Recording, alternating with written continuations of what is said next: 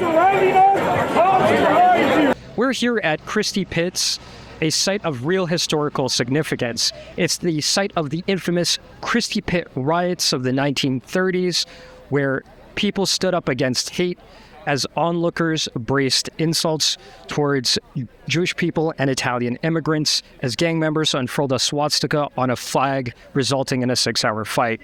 Today, there is a protest against immigration, and counter-protesters are saying that it's invoking the same white nationalist or white supremacist sentiment. We're here to celebrate our country and celebrate, actually celebrate our immigrants that actually came here and worked hard to become Canadian. People come to this country, burn our flag, don't respect our country. Sorry, you specified immigrants, so what is the distinction between those? You made a distinction between previous immigrants and current immigrants. Well, previous immigrants used to come here and actually want to become Canadian. So what is that distinction? They assimilated, and they were proud to become Canadian. Okay? But isn't But immigrants today don't come here for pride of country. Like literally whatever.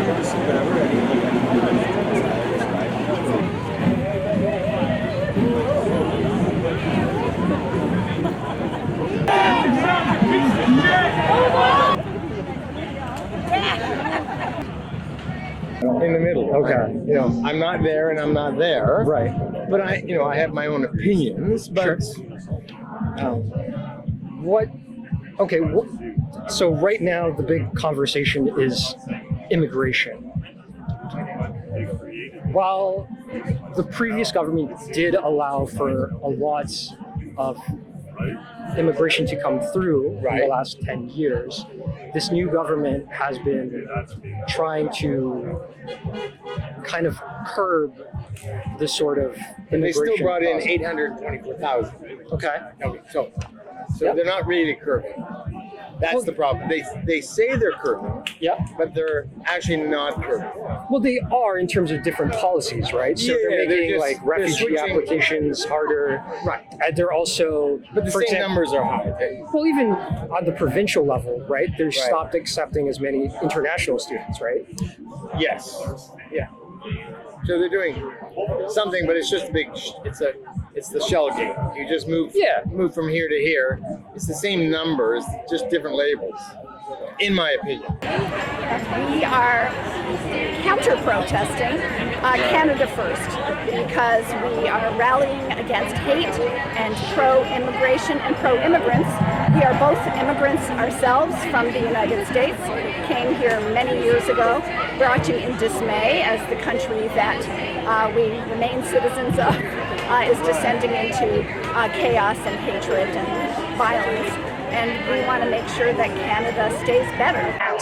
First of all, how difficult it is to immigrate to Canada, to get your permanent residency, to become a citizen, and how much people go through to do that, and how committed immigrants are to living in Canada and making Canada a better place, paying taxes, really making Canada what it is, the country that we love. That's, I think, the main thing. They don't understand how difficult it is and how much immigrants add to Canada, to our quality of life, the diversity of my children's classrooms, for example, and just in general how immigrants make Canada better. What would you say to the economic argument that unfortunately, immigrants help depress wages because they're cheaper labor? That is an argument that you hear. It's a line that you hear. It's a pretty convenient line in terms of keeping wages low. Always good to blame somebody else and not, say, the employer, for example. And you hear that especially now in terms of housing. And I think that is particularly problematic because the immigrants have nothing to do with the housing crisis. The housing crisis is largely related to the real estate investment trusts and